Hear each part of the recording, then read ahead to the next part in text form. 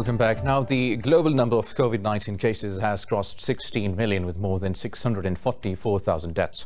This comes as the US recorded more than 68,000 infections in the last 24 hours, while the country's death toll rose by 1,067 to over 146,000. The resurgence of the new coronavirus in the Americas and now in parts of Europe and Middle East has alarmed the entire world. Australia's Victoria has recorded over 450 new coronavirus cases and 10 deaths in the country's deadliest day from the pandemic. The second coming of the virus in the once worst hit Spain has forced UK to reimpose travel restrictions to prevent cross-border spread. Meanwhile, North Korea has declared a state of emergency and placed the city of Kaesong under lockdown.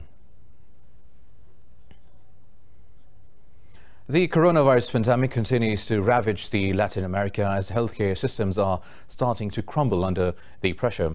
Brazil remains the region's worst hit country with over 86,000 deaths, while the confirmed cases are approaching 2.4 million. Brazil's health ministry reported 1,211 deaths and over 51,000 new infections in the past 24 hours. Elsewhere, Mexico's official tally stands at over 385,000 infections and over 42,000 deaths due to the contagion. Meanwhile, Peru has registered just under 18,000 deaths, while there are almost 376,000 active cases in the country. Ecuador's Ministry of Public Health said the country has over 80,000 confirmed cases, with the death toll topping 5,500. Over in Chile, the health ministry reported that the total number of cases in the country has risen to over 343,000 with over 9,000 deaths. Now, Pakistan has reported 35 deaths from the coronavirus in the past 24 hours, raising the total to 5,822.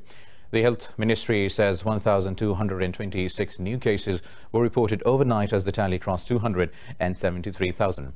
Officials said over 237,000 people have recovered from the virus so far. The ministry said there are now over 29,000 active cases in the country. It said 1,267 people are in a critical condition. Sindh is the worst hit province with over 117,000 infections, while Punjab has nearly 92,000 cases.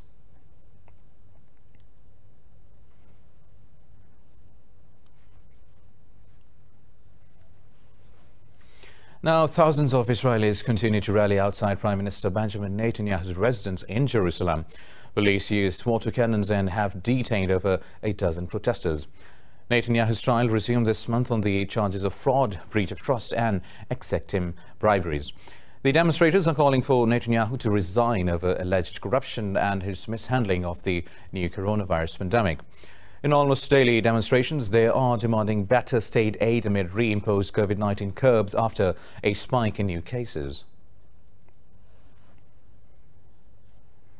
Moving on now, in the United States, one person has been shot dead in a Black Lives protest in Austin, Texas. The police say several shots were fired at the demonstrations as a group of about 100 people was marching and chanting slogans.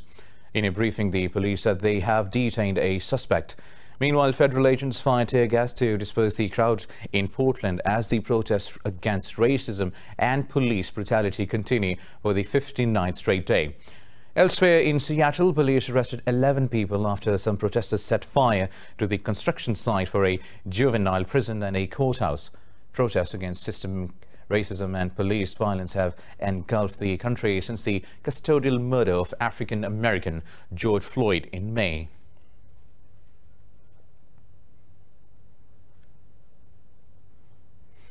Now, Venezuela has slammed the U.S. decision to close China's consulate in Houston.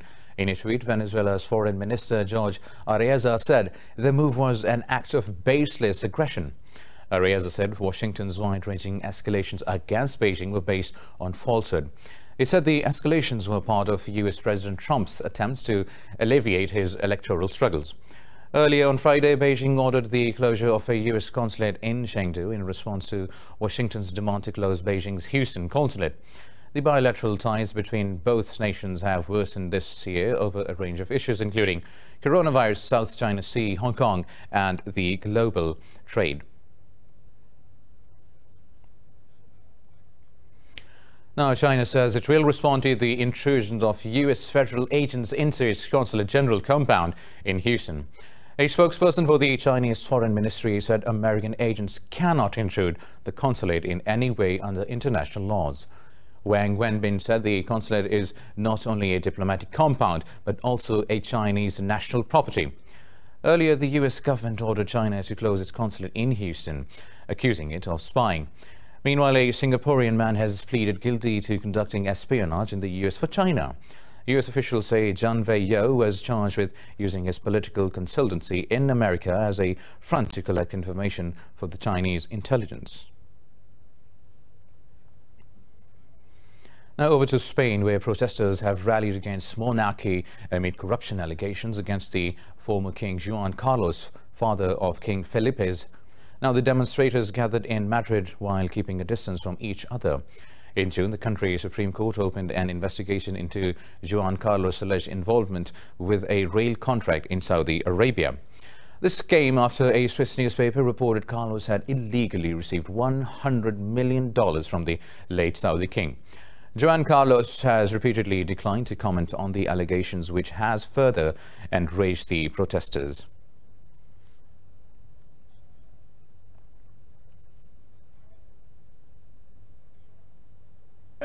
Now more than ever, amid a health crisis, a crisis of the system, we have a head of state who is stealing in front of our faces is even more outrageous than ever. We had to come here to prove it.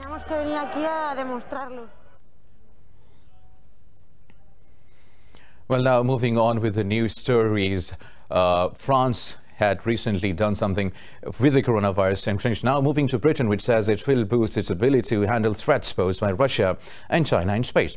Now, Defense Secretary Ben Wallace says this is part of a foreign security and defense policy review being conducted by the UK government.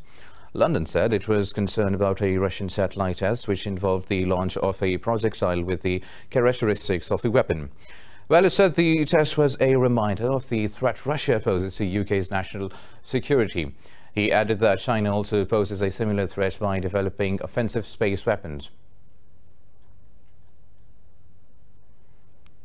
Russia says the UK and US accusations regarding its anti-satellite weaponry tests are a distortion of the truth. In a statement, the Defense Ministry says the tests did not endanger other spacecrafts. The ministry said the country's July 15 test did not violate any principles of international law. It said the UK and the US are accusing Russia to justify their weapons deployment in space. This comes after US State Department said Russian satellite actually appears to be in orbit anti-satellite weaponry. UK Space Directorate also expressed concern over the tests and said the Russian satellite had the characteristics of a weapon.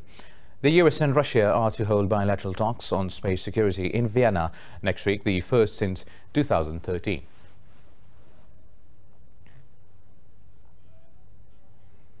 Now in Germany, 3 people have died after a small aircraft crashed into a home in the northwestern town of Wesel. Police said the roof of the apartment building in the town caught fire after the plane crashed into it. Police said the aircraft had taken off from Marl airfield. It said the cause of the incident is still unclear and the pilot has not been found yet either. Police said the micro-light aircraft was carrying 2 people. Over 7,000 personnel of India's top 3 paramilitary forces have contracted COVID-19. Thousands of troops responsible for border security have been redeployed for pandemic treatment. The worst hit among India's paramilitary forces is the Border Security Force, which guards the borders with Pakistan and Bangladesh. Over 3,000 cases have been confirmed in BSF so far, killing 10 of them.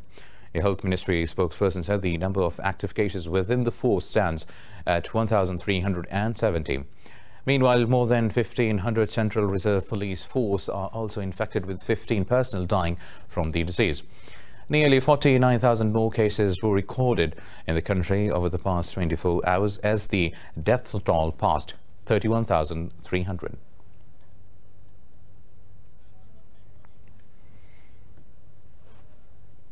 More news coming up after a short break. Stay tuned. Now, veteran broadcaster Regis Philbin has died at the age of 88, leaving behind an unmatched legacy in American daytime television. Philbin's family confirmed his death earlier today. The talk show host, actor and presenter started working in TV in the mid-50s and became famous with the national talk show Live with Regis. He announced in 2011 he was retiring from the weekday show after hosting it for more than 25 years. He also presented the US version of Who Wants to Be a Millionaire. He was inducted into the Television Hall of Fame in 2006 and received a Hollywood Walk of Fame star in 2003. US President Donald Trump treated his condolences, calling Philbin one of the greats. Against a backdrop of an 18th century castle, singer Evelyn Zoe rowed amidst water lilies as pianist Cecilia Voters played classics on her floating piano. More about this unique show in this report.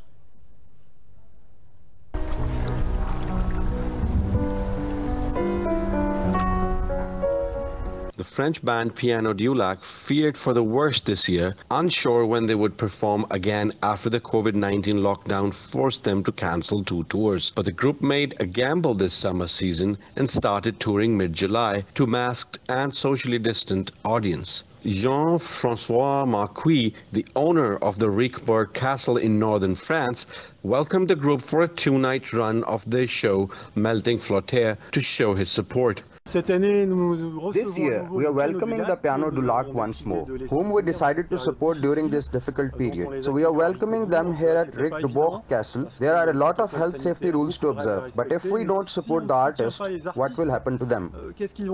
The band member Voters aims to bring classical music to the countryside, where the concert halls are not widespread, and gained a stronger audience this time. I think there is an ambience that is, well, not electric, but as for me, I'm so moved this year, much more than the other years. I see an audience in front of me who came despite the situation. The French government has extended income support for the arts and culture industry and acknowledged their difficulties amid COVID-19 pandemic. The Asia-Pacific Economic Cooperation Group has reaffirmed the prioritization of economic recovery from the COVID-19 outbreak. This comes after a virtual meeting chaired by the group chaired by Malaysia to discuss the prioritization of economic recovery. Malaysia's Trade and Industry Minister Muhammad Azmin Ali said the meeting aimed to respond to the challenges posed by COVID-19. He said Malaysia also hopes to enact the APEC post-2020 vision by the end of the year. APEC is a regional economic forum established in 1989 to leverage the growing interdependence of the Asia-Pacific. With a combined population of 3 billion, the 21 APEC economies account for around 60% of the world's total gross domestic product. Now, more than 40 countries have accused North Korea of illicitly breaching a UN cap on refined petroleum imports. They filed a complaint to the UN Security Council Sanctions Committee for North Korea. In December 2017, the UN imposed an annual cap of 500,000 barrels in a bid to cut off fuel for North Korea's nuclear weapons and ballistic missiles program. But the complaint said Pyongyang imported more than 1.6 million barrels of refined petroleum via 56 illicit tanker deliveries in the first 5 months of this year. The countries, including the US, UK and France, called for an immediate halt to deliveries until the end of the year. North Korea has been subjected to UN sanctions since 2006 over its nuclear and ballistic missiles program.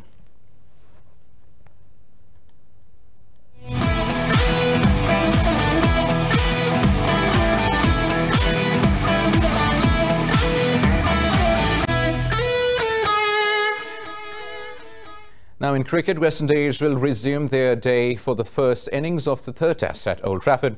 The visitors trail England by 232 runs at the end of the second day. West Indies were 137 for 6 at stumps, with Shane Dowrich and Jason Holder unbeaten on the crease. James Anderson and Stuart Broad took 2 wickets each to decimate the visitors' batting. No West Indian batsman other than John Campbell put up any form of resistance. Earlier, the hosts were all out for 369 after adding 111 runs to their overnight score. State data shows cases along the state's coast have soared into tens of thousands, while hundreds remain hospitalized with the virus. Well, now let's have a look at the weather updates across the globe.